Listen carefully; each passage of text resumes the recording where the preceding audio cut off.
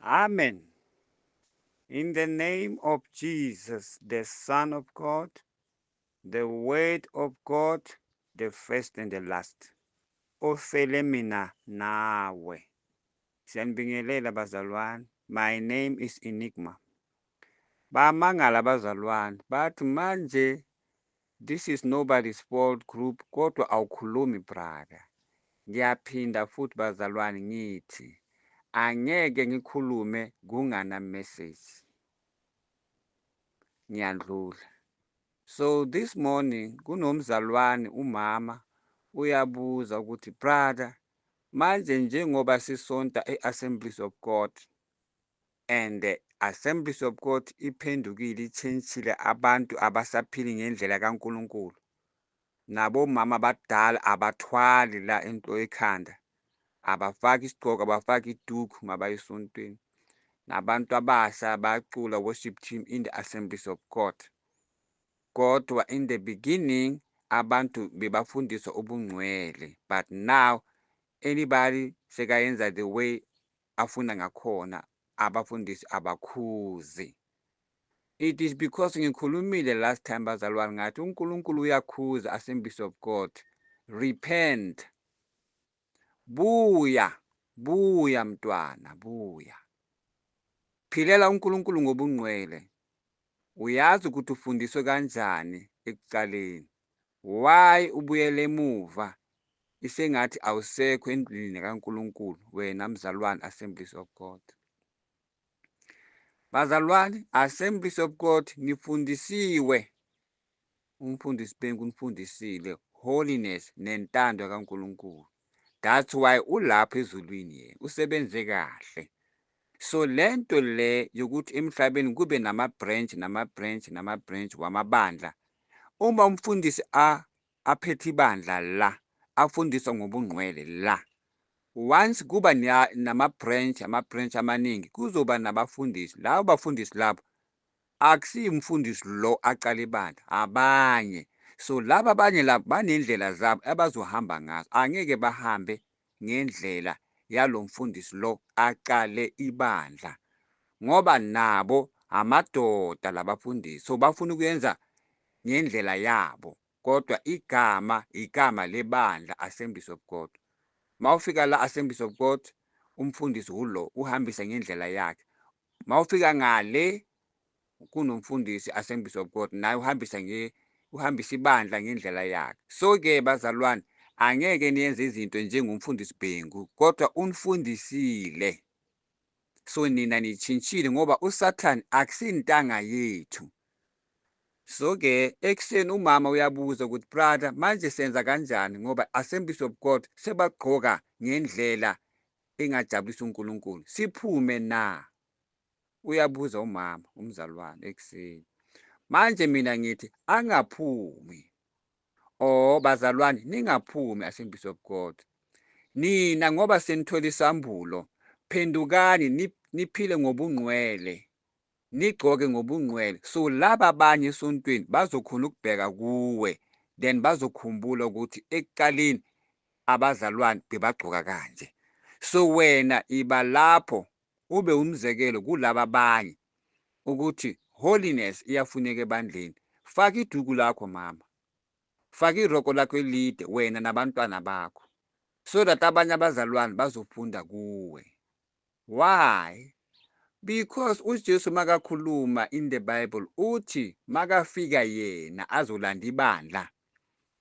Angeke athathe everybody, uzothatha lo nalo. Only labo abayenze intando yakhe. Do you understand? So wena yenza intando kaNkulunkulu, yenza kahle. Ungabheki abanye abomama ukuthi uma mfundisi ufaka iwig, ufaka imakeup. No, wena yenza kahle. Yena uma mfundisi sekalahlekile. So wena phila ngobungcwele so that uNkulunkulu azokhona ukukhuza uma mfundisi ngawe. Because uma mfundisi makalele ebusuku uzaboniswa wena ugqoke ubungcwele.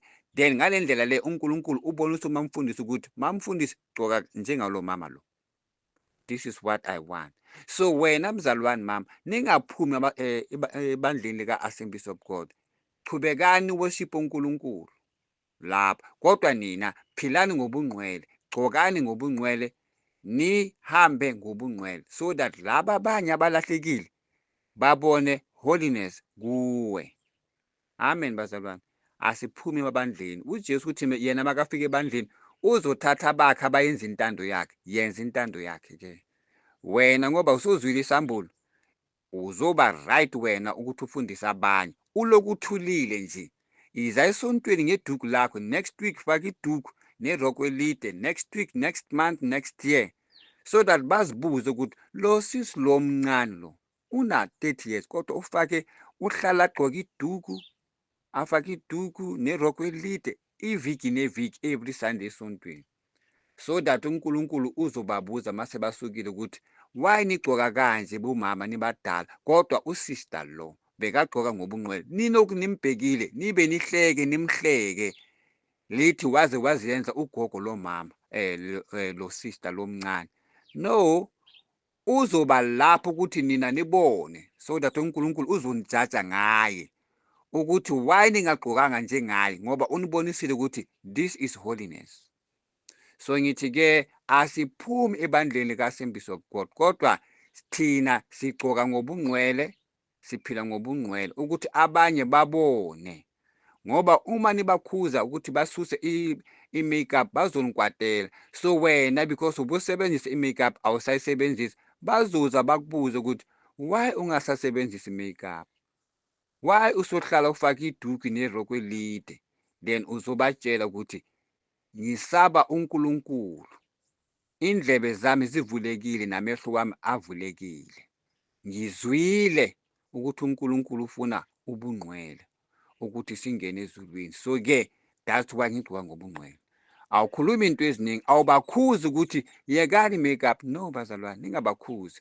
Wena iyeke i-makeup, abazokubona bakubhekile bazobona ukuthi kade usebenzisa i-makeup every Sunday but awusayisebenzisi, awusafaki i-wig, ufake iduku. Bazozibuza nawe bazokubuza, uzobatshela ukuthi ngizwe isambulo and umoya wami uthi yes and amen. uNkulunkulu ufuna ubungcwele, so that's why ngiphendukile. Amen bazalwane. Yes, lapha ku-Chris Network ngikhulumile, ngakhuluma in the past, isikhathi esindlulile, I'm sure 7 months or 5 months or 4 months, ngakhuluma ngomfundisi bathi uMhlala.